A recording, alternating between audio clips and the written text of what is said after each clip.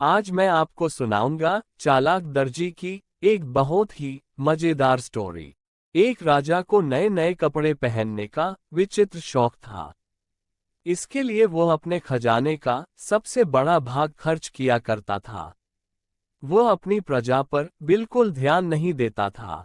वो दुनिया के कोने कोने से सुंदर और बहुमूल्य कपड़े मंगाता और बहुत अच्छे दर्जी से सिलवाकर पहनता था, परंतु बढ़िया से बढ़िया कपड़ा भी एक बार पहनने के बाद दोबारा कभी नहीं पहनता था।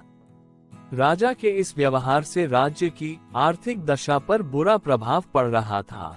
राजा के इस शौक का पता एक ऐसे आदमी को लगा जो अपने काम में बहुत होशियार था। एक दिन वो 3-4 आदमियों को साथ लेकर राजा के दरबार में उपस्थित हुआ। उसने राजा को अपना परिचय देते हुए कहा कि वो दुनिया के बड़े बड़े राजाओं के कपड़े सिल चुका है। दर्जी ने विस्तार से अपना परिचय देते हुए बताया कि किस प्रकार चीन, जापान, अमेरिका और इंग्लैंड देश के राजाओं ने उसके सिले कपड़े पहनकर उस पर पुरस्कारों की बौछार की, जिससे वह मालामाल हो गया है। राजा बोला, हम भी तुम्हें मालामाल कर देंगे। अब तुम बताओ, तुम मेरे लिए कैसा कपड़ा बनाओगे? राजा ने कहा।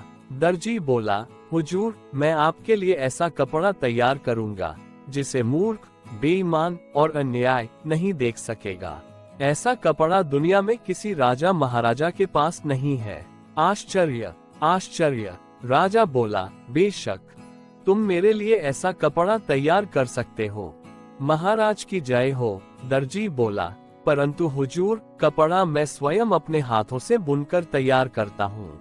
राजा ने उतावले होकर पूछा, दर्जी, ऐसी पोशाक तुम मेरे लिए कितने दिनों में तैयार कर सकोगे? दर्जी बोला, हुजूर, लगभग 1 या 1.5 महीना तो लग ही जाएगा। राजा ने कहा, मैं तुम्हें 2 महीने का समय देता हूँ। इसके लिए हमें तुमको क्या मूल्य देना पड़ेगा? दर्जी बोला, हुजूर, 50,000 रुपए पहले दे दीजिए और 1 लाख कपड़ा पसंद आने पर दीजिएगा। उसी क्षण दर्जी को 50,000 रुपए देकर कपड़ा तैयार करने के लिए एक अलग जगह की व्यवस्था करा दी गई। दर्जी अपने 3-4 आदमियों को लेकर उस जगह आराम से समय काटने लगा। कुछ दिनों बाद राजा ने अपने एक दरबारी को दर्जी के पास भेजा। दरबारी वहां पहुंचा और देखा कि वे सब बड़े आराम से सो रहे थे। दरबारी ने दर्जी को जगाकर पूछा, कितना कपड़ा तैयार हो गया? राजा ने मुझे देखने के लिए भेजा है। दर्जी एकदम चौंक कर उठा और बोला, आइए, मैं आपको दिखाता हूँ कि कितना कपड़ा तैयार हो चुका है। दर्जी ने एक अलग कमरे में दरबारी को ले जाकर करघे पर कपड़ा बुनने का अभिनय करके दिखाया। देखिए, कितना सुंदर कपड़ा बुना जा रहा है। किंतु दरबारी को तो वहाँ ना कपड़ा, ना करघा, कुछ भी दिखाई नहीं दे रहा था। दरबारी भौचक्का रह गया। वो सोचने लगा कि कपड़ा तो दूर रहा, मुझे तो हथकरघा भी दिखाई नहीं दे रहा है। अब दरबारी को दर्जी की वह बात याद आई कि जो मूर्ख, बेईमान और अन्याय होगा उसे ये कपड़ा दिखाई नहीं देगा। क्या मैं ऐसा ही व्यक्ति हूँ? दरबारी सोचने लगा। विवश होकर उसने कहा, वाह वाह, सचमुच बहुत सुंदर कपड़ा तैयार हो रहा है। राजा ने जब इस बात को सुना तो वो बहुत खुश हुआ। उसने दर्जी और कारीगरों की सुविधाओं को और बढ़ा देने का हुक्म दे दिया। 1 महीने बाद राजा ने अपने मंत्री को दर्जी का कामकाज और कपड़ा देखने के लिए भेजा। मंत्री के आने की सूचना पाकर दर्जी ने अपने आदमियों को सजग कर दिया।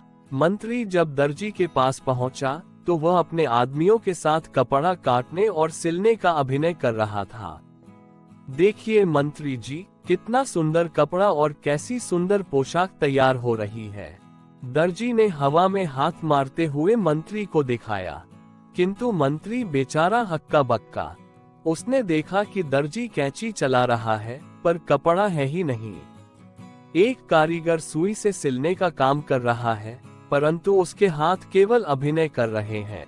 न सुई दिखाई दे रही है और न धागा, न कपड़ा। मंत्री ने सोचा, मुझे कुछ दिखाई क्यों नहीं दे रहा है? उसे दर्जी की बात याद आई, जो मूर्ख, बेईमान और अन्याय होगा, उसे ये कपड़ा दिखाई नहीं देगा। उसने सोचा, क्या मैं मूर्ख, बेईमान और अन्याय हूँ?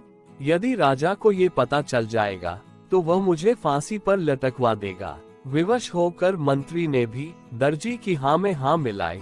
वाह वाह, सचमुच बहुत सुंदर कपड़ा है ये। दर्जी के पास से लौटकर मंत्री ने राजा को बताया, सचमुच ऐसा सुंदर बहुमूल्य कपड़ा ना मैंने कभी देखा था ना कभी सुना था।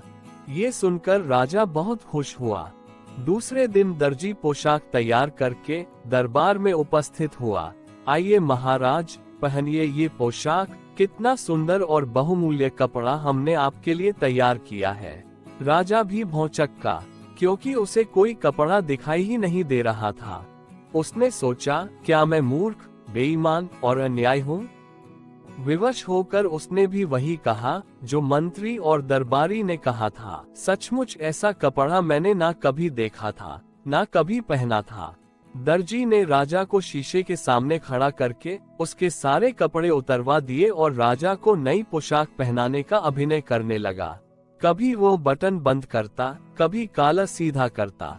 देखिए महाराज, कैसी सुंदर पोशाक है। सारे दरबारियों के बीच शीशे के सामने खड़ा राजा दर्जी की हाँ में हाँ मिलाते हुए बोला, सचमुच ऐसा सुंदर कपड़ा पहले ना कभी देखा था और ना कभी पहना था। राजा ने तुरंत 1 लाख रुपए दर्जी को और देने का हुक्म दिया। दर्जी रुपए लेकर अपने आदमियों सहित 9-2-11 हो गया। राजा के नए कपड़े प्रजा को दिखाने के लिए एक बड़े जुलूस का प्रबंध किया गया। सारी प्रजा राजा के नए कपड़े देखने के लिए बड़ी उत्सुक थी। राजा को रथ पर खड़ा करके प्रजा को दिखाने के लिए सवारी निकाली गई। रथ आगे बढ़ता गया। मार्ग के दोनों ओर हजारों की संख्या में खड़ी जनता तालियां पीट पीट कर वाह वाह कर रही थी, क्योंकि सारी जनता को मालूम था कि जो मूर्ख, बेईमान और अन्याय होगा उसे ये कपड़ा बिल्कुल नहीं दिखाई देगा। थोड़ी दूरी पर बैठे एक बच्चे ने राजा को रथ पर नंगा खड़ा देखा और जोर से चिल्लाकर कहा, राजा तो रथ पर नंगा खड़ा है। सब लोग बच्चे का मुंह ताकने लगे। फिर क्या था, सारी प्रजा एक स्वर में चिल्ला उठी, राजा रथ पर नंगा ही खड़ा है। अब राजा को भी अपनी मूर्खता का एहसास हुआ। वो लज्जा के मारे मानो धरती में गड़ गया। धन्यवाद दोस्तों। तो दोस्तों, कैसी लगी हमारी यह स्टोरी पसंद आई हो तो हमारे चैनल को सब्सक्राइब जरूर करें और इस वीडियो को अपने दोस्तों में शेयर करना ना भूलें।